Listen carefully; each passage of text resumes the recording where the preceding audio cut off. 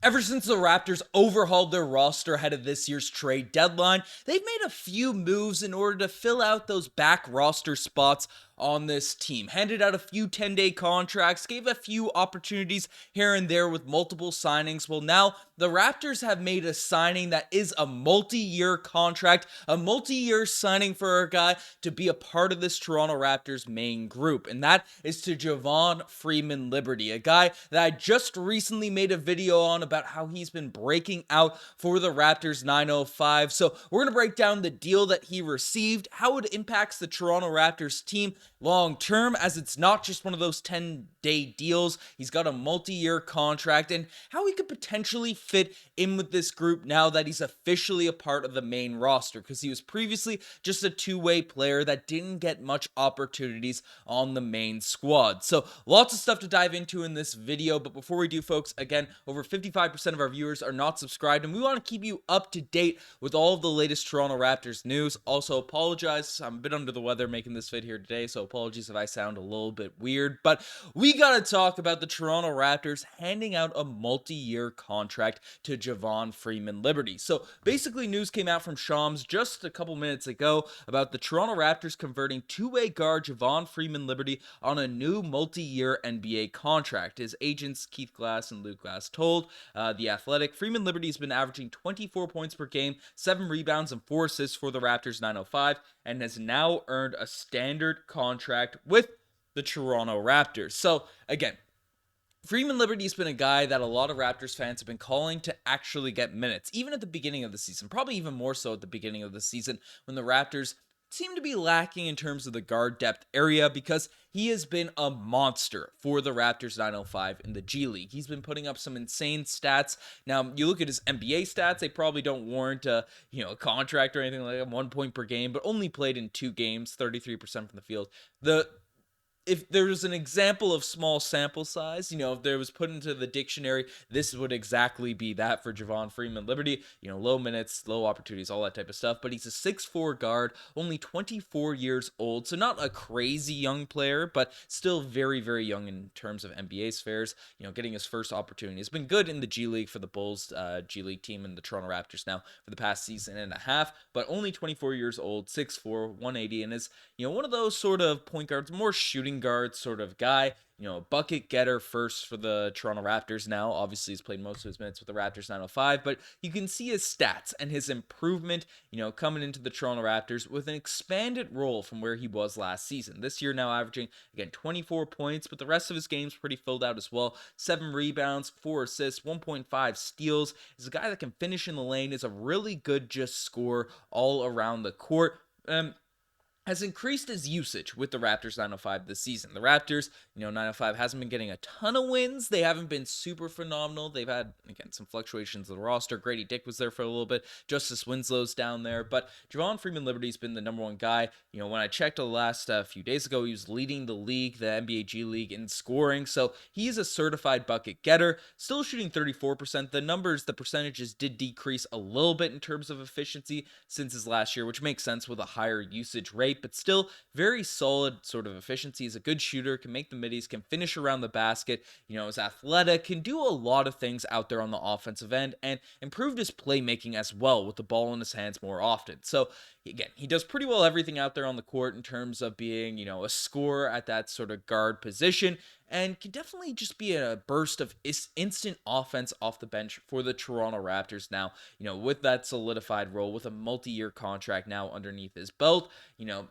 Obviously, the efficiency did go down, which might be a little bit concerning to some Toronto Raptors fans, but Freeman-Liberty is not going to be expected to be that sort of 1A, that top number one option on the main roster unless we end up getting depleted with injuries. He's going to be asked to come in and be a guy that can come off the bench and provide some of that spark, provide some of that scoring, and hold it down on the defensive end. Those are two things I think he can definitely do. With a little bit of a step back role, he showed that sort of efficiency, so I'd expect that efficiency to, go up even higher with lesser of a role in the NBA. So I'm really encouraged about him getting this opportunity. Again, And the Raptors have had a bunch of guys in the 905. Reggie Perry, for example, a few guys that have been on that roster that have been plucked away in past years. Gary Payton II, that I've found sort of, I guess Perry hasn't really stepped into a significant role in the NBA, but are guys that I think blossom for the Raptors 905. Obviously, Gary Payton II ended up winning a championship elsewhere, but didn't get that opportunity for a full-time contract with the main squad. So the Raptors,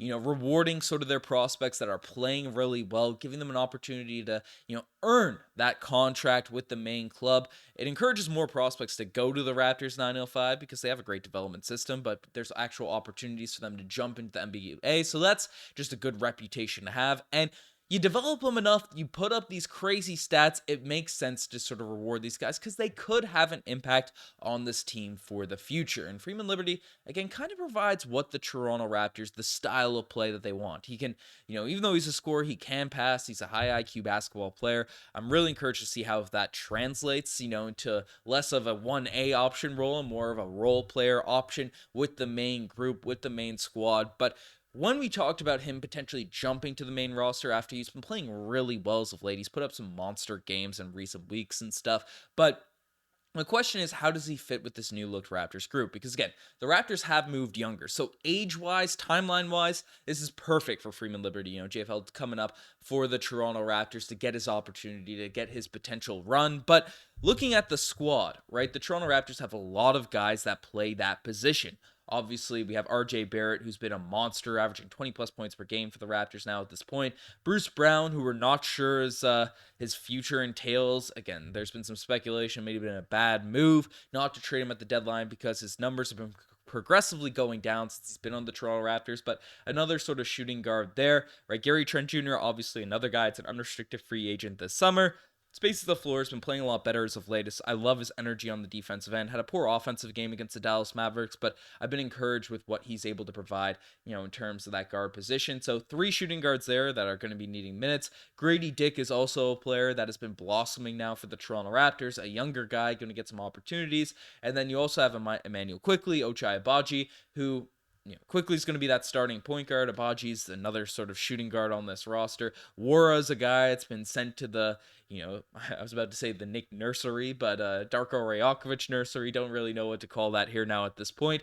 But he's another younger player with some potential on this group. Obviously, Garrett Temple's just a vet. I'm not worried about his potential minutes. But there are a lot of guys that play that sort of combo guard position on the Toronto Raptors roster right now. Now, if we're looking at Freeman-Liberty is going to be the backup point guard for this team, the solidified number to the backup PG to Emmanuel Quickley, then maybe that's a route that Darko Rajakovic could utilize him where he's going to get run, he's going to get opportunities, he's going to get minutes. But if he's going to be used as that sort of combo guard, that backup guard, will his minutes eat into Agbaji? Will his minutes eat into Grady Dick? I don't want to see Grady Dick's minutes. I don't want to see Agbaji's minutes sort of get eaten up. So, maybe you can push, especially an Agbaji more as a 3, in this roster. Grady Dick, honestly, though, all those guys could probably play the 3 as well. So, there's ways to sort of open up minutes, but the Raptors clearly want guys that can pass, dribble, and shoot. And the Raptors didn't really embrace this during the championship era, the Kyle Lowry era, even though Kyle Lowry and DeMar DeRozan could do that. But they like to have their role players as guys that were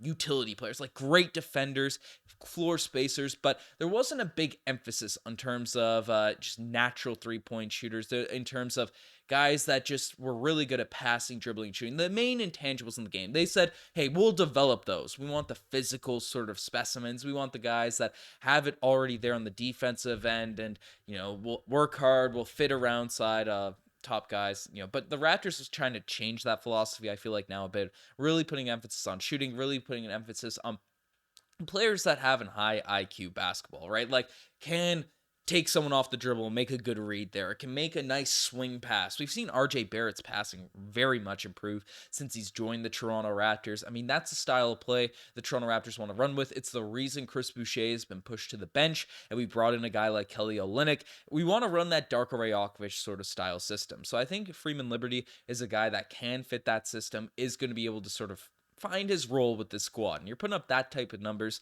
in the G League, leading the G League in scoring. I mean, there's no reason you shouldn't be able to be a solid scorer in the entire NBA. But let me know what you guys think about this signing in the comment section down below. You guys have the best to make it as far. Subscribe to the channel if you guys haven't already. I'm signing out. Cheers.